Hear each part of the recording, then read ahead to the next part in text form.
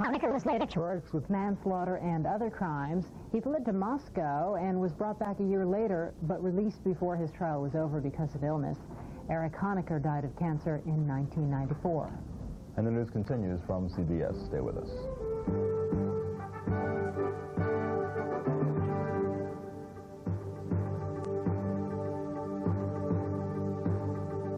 Every week, Eye on America picks the best of us, an American making a difference. Tonight, it's Rose Espinosa. Why? Find out on the CBS Evening News with Dan Rather. Priceless art for a fake. It's a fake. Should you care? You bet. And we'll show you how and why tomorrow on Up to the Minute. CBS. Welcome home. Now on CBS News Up to the Minute, a surprise testimony in the O.J. Simpson civil trial. Missing Gulf War logs raise questions about U.S. troop exposure to nerve gas and signs of possible surrender by the beleaguered head of the United Nations. This is the CBS Morning News for Thursday, December the 5th. And good morning, I'm Kristin, Jeanette Meyers. Thanks for joining us. And I'm Cynthia Bowers. Time now to take a look at some of the stories making news this morning. Senior citizens groups are attacking a report from a congressional panel that's recommending changes in the way the government measures inflation. The panel says the Consumer Price Index overstates inflation and proposes another measure. That would cut the deficit, but it would also trim the cost of living increases paid to Social Security and other government pensions. At O.J. Simpson's wrongful death trial, a worker at a battered women's shelter said that she received a call 5 days before Simpson's ex-wife was murdered from a woman named Nicole. The caller said her famous ex-husband had threatened to kill her. Simpson's attorney said there's no way to prove the caller's identity. The Pacific Northwest was hit by strong wind, rain, and snow, but the powerful storm that was predicted quickly died down as it moved inland. Freezing rain and snow did cause problems, however, in the mountains. And time now to check with meteorologist Craig Allen. That has to be good news for folks out there. It is. Now, it died down to the point where there's still snow and there's still rain, but you're not going to find 80-mile-per-hour winds, which is where it gusted up to along the Oregon coastline. Now let's see what that's going to do on today's weather map. You notice that there is snow still for the northern sections of the Rockies, rain along the coast. That rain today may actually spread all the way down towards the L.A. area, and there will also be a new area of showers, maybe even some thunderstorms developing from the Gulf through the Tennessee Valley, and some snow up over the Great Lakes. More to talk about coming up later in the newscast. Okay, thanks, Craig. At O.J. Simpson's wrongful death trial today, jurors will hear testimony about Simpson's trip to Chicago the night his ex-wife and Ron Goldman were killed. Yesterday, there was more testimony contradicting Simpson's version of events. Bill Whittaker reports. Nancy Ney was answering the hotline at a battered women's shelter 5 days before Nicole Brown Simpson's murder when she received a call from a woman identifying herself only as Nicole. Ney told the jury that the caller said her famous ex-husband had beaten her, was stalking her, and had told her a couple of times if he ever caught her with another man, he would kill her. Shortly after the murders, Ney said she came to believe her caller had been Nicole Brown Simpson. Jurors listened intently, and Simpson's lawyers objected strenuously to her testimony. It was not allowed in the criminal trial. Now the defense has opened up the door by saying, in fact, Nicole was never afraid of O.J., and that has allowed the plaintiff to put on statements like this to say, oh, yes, she was. Next up, Simpson's good friend, Dr. Ronald Fishman, seen here with Simpson's daughter's dance recital just hours before the murders. Fishman, clearly reluctant, admitted that in the weeks before the murders, Nicole was extremely angry at O.J., and that Simpson felt Nicole was rejecting him. He also admitted he had never seen Simpson as quiet and subdued as he was on the eve of the murders. Fishman's testimony was followed by the videotaped deposition of Simpson's former girlfriend, Paula Barbieri. She contradicted Simpson, saying she understood he had indeed received her message breaking off their relationship the morning of the murders. All of this to bolster the plaintiff's theory that Simpson, rejected and alone, was angry enough to commit murder. Bill Whittaker, CBS News, Los Angeles. A man who killed a gay admirer who revealed his crush on him during a talk show taping was sentenced to 25 to 50 years behind bars. Before Jonathan Schmitz was sentenced in Michigan yesterday, he apologized to the victim's family. Schmitz was convicted of murdering 32-year-old Scott Amador last year, 3 days after Amador surprised him during a taping of the Jenny Jones show. During his trial, witnesses said Schmitz believed he was about to meet a female admirer. And an admission on another talk show has ended with a statutory rape charge for a New Hampshire man. 20-year-old Carl Carlson told the Sally Jesse Raphael show that he fathered the baby of a 14-year-old girl. The girl's mother gave a video of the recently aired show to police, who arrested Carlson. There is harsh reaction from senior citizens to a proposal that would alter the way the government measures inflation and thus possibly diminish the cost of living increase for millions of older Americans. Ray Brady has details. From seniors to taxpayers, a special congressional commission fired a shot that could be felt by anyone getting a government check. The consumer price index is substantially overstating the true change in the cost of living by about 1.1 percentage points per year. Sound like economic gobbledygook? The consumer price index is the nation's main measure of inflation. Government statisticians use it to figure out how much to pay in food stamps, school lunches, and Social Security, all of which go up or down with inflation. Take the average Social Security check. It will rise from $724 to $745 a month in January. But it would rise to just $737, a difference of $8, if the Congressional Commission has its way. By squeezing today's seniors, Social Security payments would drop more than $51 billion over the next 5 years. The government could also cut $34.5 billion in other spending. And look at tax brackets.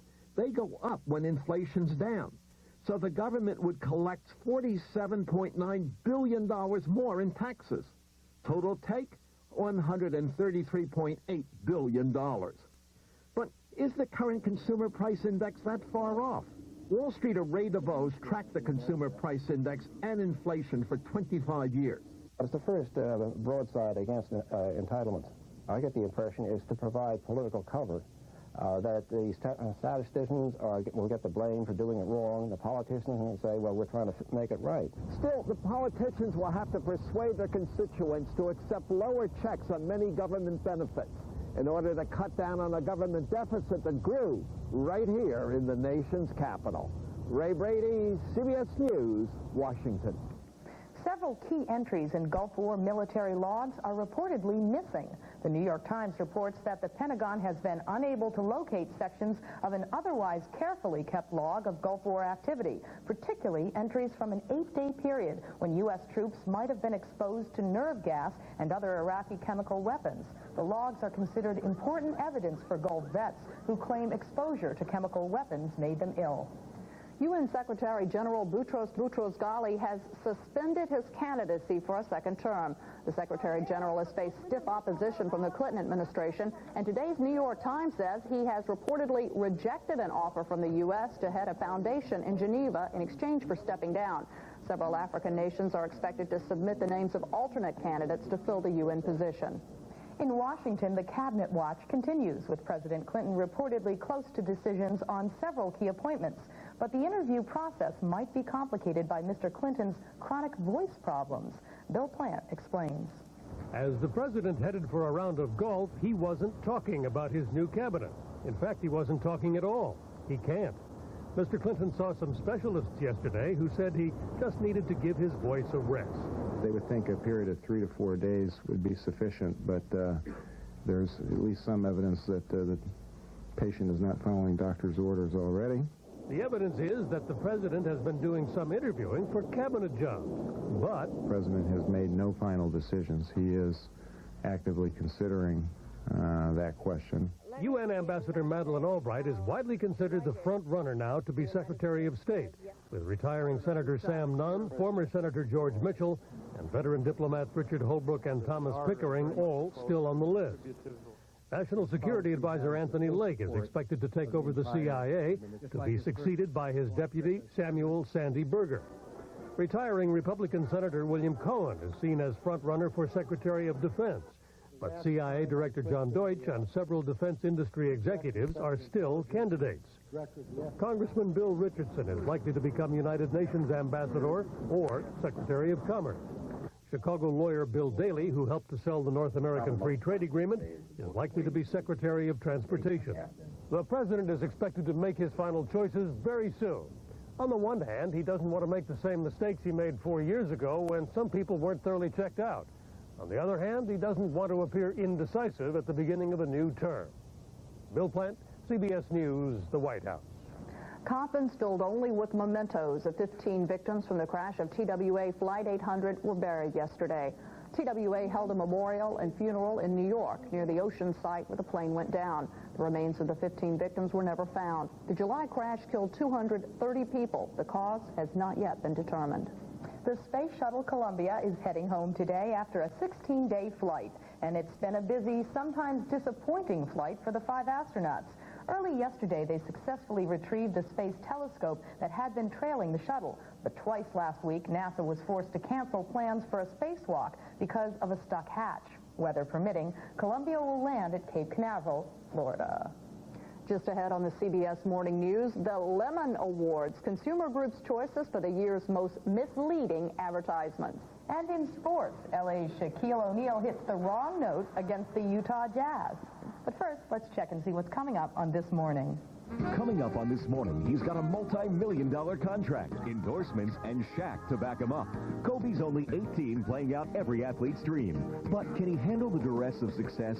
Then, for the first time in nearly 40 years, an original musical on TV. It can be seen only on CBS. Get a preview of this early Christmas present from the star of the show. Angela Lansbury is Mrs. Santa Claus. Plus, they're extremely exotic gifts, and you can only get them in one place. Find out where coming up on This Morning.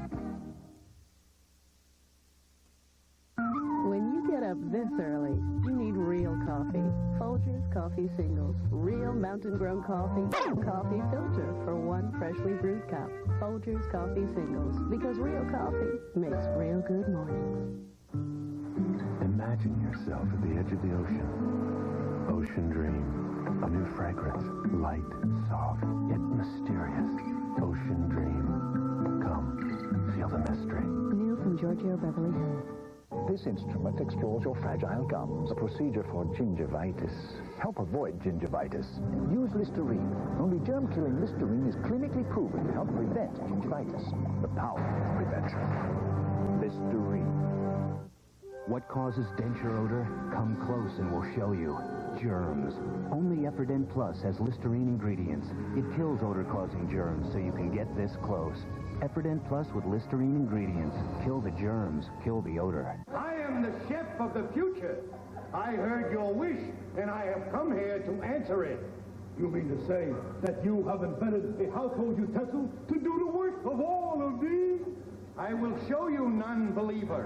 The new Braun hand blender will puree, chop, and mix.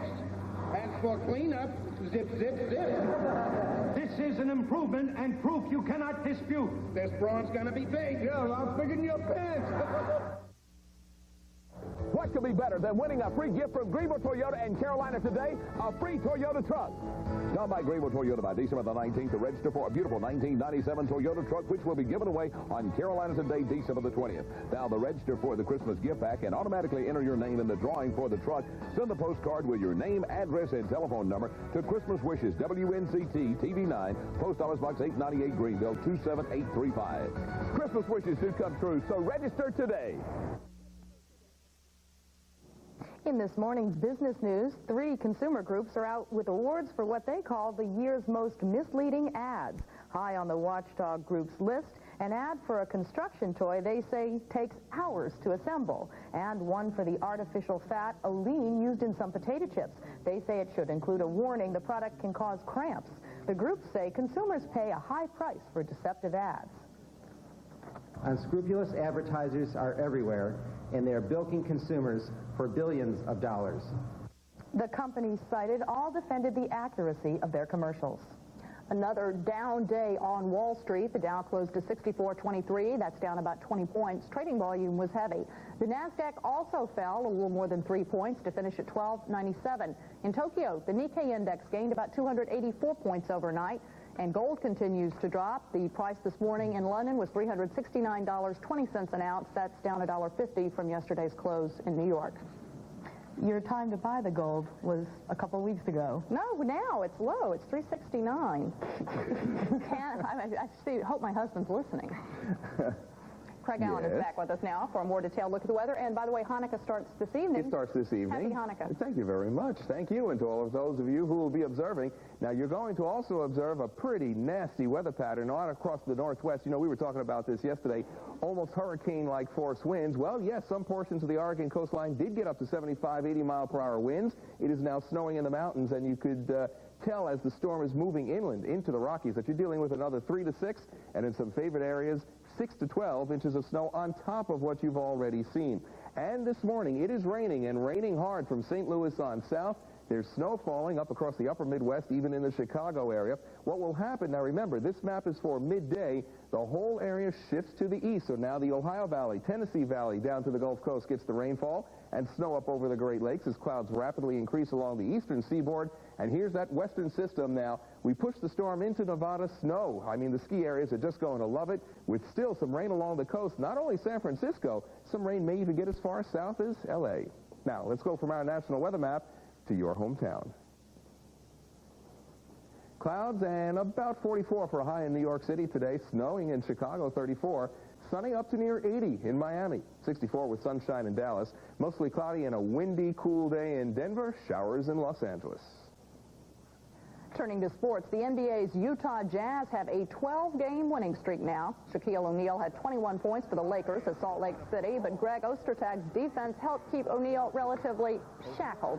Ostertag scored 6 points of his own, and the mailman Karl Malone delivered 17 of his 26 in the third quarter for a 101-75 win. Hakeem Olajuwon returned to the Rockets and scored 16 points against Boston. Charles Barkley beat the shot clock with a long three. He added 19 and did much of the dirty work for the Rockets. Barkley pulled down 27 boards, and Houston improved to 16-2 with a 94-89 victory. The absence of Penny Hardaway, Nick Anderson, and Dennis Scott spelled doom for Orlando. The cold shooting Magic equaled the NBA's lowest point total since 1954 in an 84-57 loss to Cleveland.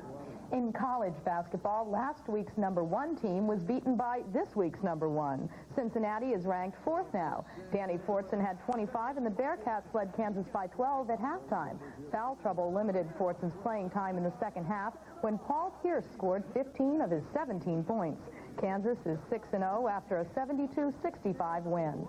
And 19th-ranked Syracuse was beaten at home. Gordon Malone had 25 points and 10 rebounds off the bench for West Virginia. The Mountaineers also got 24 from Damian Owens in a 101-79 win. 14 months before the Winter Olympic Games in Japan, the American ski team has suffered a major setback. Two-time world downhill champ Peekaboo Street tore ligaments and cartilage in her left knee when she crashed during a practice run in Vail, Colorado. She is likely to not be able to ski for 6 months, and Street had the day's fastest times before she crashed. Time now for a check of the events making news in the day ahead. Holiday observances are the main events in Washington, D.C., with President Clinton lighting the national Christmas tree and attending the national Hanukkah menorah ceremony.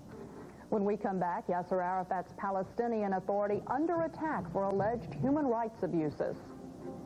And a Colorado skier survives a close call with a massive avalanche.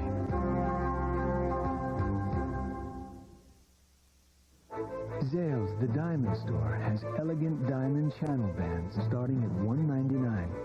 Contrary to popular opinion, this is what she really wants wrapped around her finger. Zales, the diamond and holiday gift store.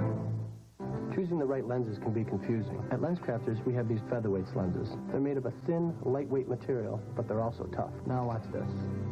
People choose lightweight lenses for comfort, but when they're safer, I sleep better. Available now, only at LensCrafters. For sale. Ideas. Ideas. Ideas. Also known as innovations, inventions, and breakthroughs from Bell Labs. Get 'em while they're hot. Lucent Technologies. We make the things that make communications work.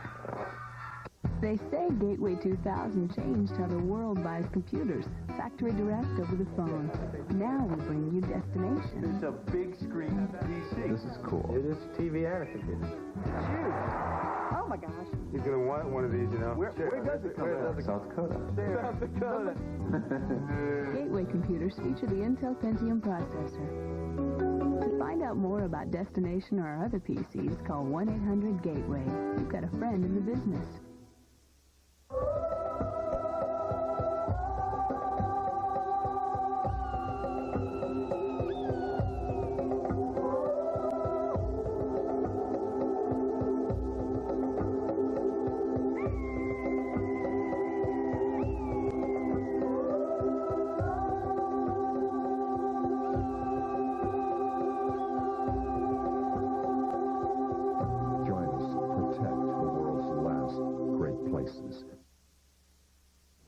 On the CBS Morning News, here's a look at today's weather. Rain will continue to soak much of the West Coast while the western ski resorts pick up more snow. Elsewhere, the Great Lakes will receive a heavy wet snow. Rain and thunderstorms will drench the Ohio and Tennessee valleys.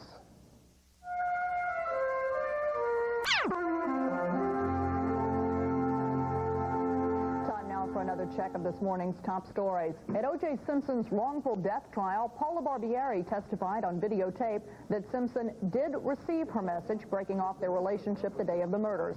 Simpson has denied getting the phone message. President Clinton, suffering from strained vocal cords, may be close to choosing a new national security team. There's no final decision, but UN Ambassador Madeleine Albright is considered a front-runner for Secretary of State. On the West Bank in Jericho, a PLO prison guard has been arrested for the shooting death of a Palestinian prisoner. The incident has sparked accusations that Palestinian police routinely abuse human rights. Jesse Schulman has more. When Suhaila Fitiani tried to tell reporters about the death of her son in a Palestinian prison, Palestinian police kept her inside and journalists out. Since the start of self-rule in 1994, 10 people have died in Palestinian police custody based on figures from Amnesty International. An Amnesty report says beatings, torture, and detention without trial are commonplace. Unfortunately, the Palestinian people are living under fear. People are not allowed to talk. Nor read news deemed not fit to print by the Palestinian Authority, the PA. For East Jerusalem newspapers, allegations of torture are taboo. The Palestinian police have used their strong-arm tactics against Islamic extremists to applause from Israel in the West, but the 30,000-strong force first and foremost serves Yasser Arafat's political will, and Arafat has limited patience for democratic niceties. Officials admit abuses, but say that's all in the past. We don't approve of torture in any way against anybody. And as much as we would like to see our people protected from the Israeli practices, we will not allow any of these practices in our own police. The Palestinians have always been very successful at getting political mileage out of Israeli abuses, but when it comes to living up to human rights standards themselves, they have thus far clearly failed. Jesse Schulman, CBS News on the West Bank. A man skiing in the Colorado Rockies nearly lost his life after he got caught in a huge avalanche. A home video camera caught Jason Anthony as he was beginning his run down the mountain when, without warning, there was an avalanche. Fortunately, Anthony is an experienced skier, and he managed to stay above the snow as he tumbled down the mountain. Amazingly, he survived the incident without serious injury. Coming later on This Morning with Mark, Jane, and Jose, a new treatment option just in time for cold and flu season, zinc lozenges. This is the CBS Morning News.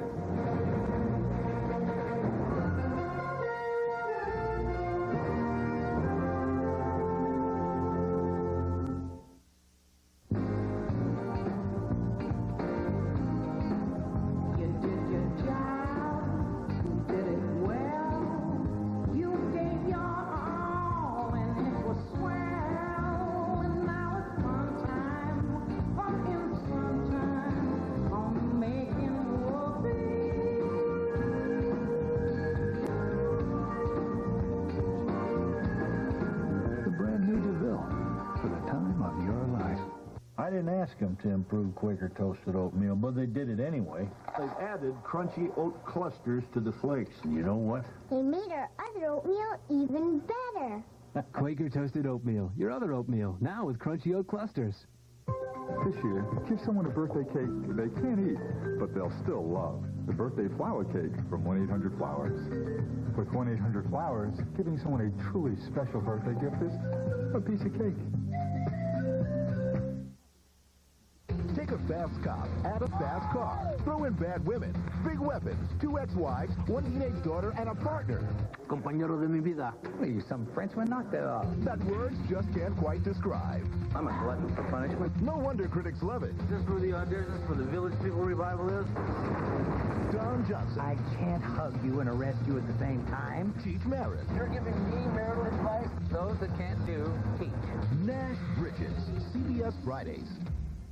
CBS Sunday welcome home. Pitch up the reindeer. Angela Lansbury stars as Mrs. Santa Claus. Always wanted to do that. She's spreading with joy, but she may not get home in time to save Christmas. Precisely. Where would she be? CBS and Hallmark Entertainment present an original holiday musical, Mrs. Santa Claus, after 60 Minutes. Then, an inspiring Christmas classic returns. I got no faith left. I promise you, you'll find yours. Touched by an Angel, after Mrs. Santa Claus, CBS Sunday. Scientists are testing a piece of aluminum believed to have come from the airplane Amelia Earhart was flying when she vanished 59 years ago. A scrap of corroded aluminum was found in a deserted atoll on a central Pacific island. While the test might not be able to prove the metal comes from her plane, it would support the theory that she was able to land. Some historians believe Earhart and her navigator landed on the island when she ran out of gas, but perished there before rescuers could get to them. In California, General Motors will begin selling electric cars today. You heard right. They're touted as the environmental alternative to polluting gas-powered vehicles that are now on the road, but critics say the electric car may be ahead of its time. Jerry Bowen explains. When GM rolls out America's first mass-produced electric cars today, an excited Charles McCollister will be behind the wheel. Really, it's like a Disneyland ride or something. One of the very first drivers to navigate LA freeways in the 2-seater EV1, a battery-powered vehicle with a driving range of 90 miles and a top speed of 80. I'm looking forward to the future. I think electric vehicles are really a part of our plan. A politically correct, environmentally conscious car with no leather, lighter, or ashtray. No spare tire either because there's no space. But it recharges in 4 hours, is relatively maintenance-free, and also has no shortage of critics. Overall, the electric car concept, I think, is still a little bit premature. The technology really isn't there yet. The other problem is cost. $34,000 for the EV1, roughly $500 a month to lease. And that didn't include the $2,000 cost of rewiring McCollister's house for the battery charger. I know there's a lot of drawbacks, and I can see the day when I conk out on the freeway out of electricity and everyone's laughing at me, you know. Still, GM's car is a first step to meeting California's clean air rules. Rules that demand 10% of all vehicles sold by the year 2003 be non-polluting. Critics say it isn't enough. We don't believe you will be able to even measure what the difference is going to be with the battery-powered vehicles on the road. The electric car lobby disputes that, but not independent manufacturer Alan Taccone. He's marketing a $70,000 electric sports car. He'll do 0 to 60 miles per hour in 5 seconds flat without making any noise. Taccone, who also worked on the GM car, says the real benefits will be in the long term. 25 years from now, how many California cars are going to be electric cars? My most optimistic guess would say maybe 30 to 50%. 30 to 50%? Yeah. That's if everything goes well. I mean, it could also be it's 1%. Because nobody makes it. We didn't run out of electricity. So far, so good. You're doing a great So today, GM will officially announce its electric car is here. The question is whether it's here to stay. Jerry Bowen, CBS News, Los Angeles. And that's the CBS Morning News for Thursday, December the 5th. Thanks for joining us. Have a great day. Don't forget to tune into This Morning.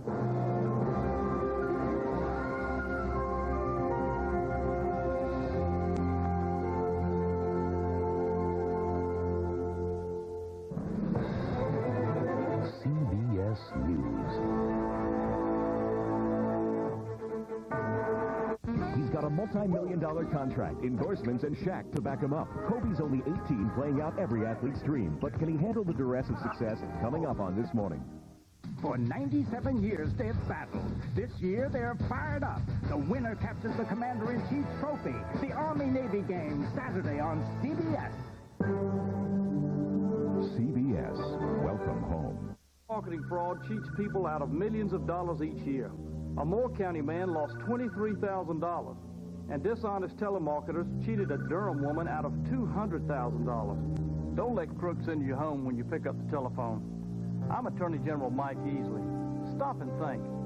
Never give your credit card or bank account number over the phone. Never send money to collect a prize. And remember, sometimes it's not rude to hang up. What could be better than winning a free gift from Greenville Toyota and Carolina today? A free Toyota truck. Stop by Greenville Toyota by December the 19th to register for a beautiful 1997 Toyota truck, which will be given away on Carolina Today, December the 20th. Now, to register for the Christmas gift pack and automatically enter your name in the drawing for the truck, send the postcard with your name, address, and telephone number to Christmas Wishes, WNCT TV 9, Post Office Box 898, Greenville 27835. Christmas wishes do come true, so register today.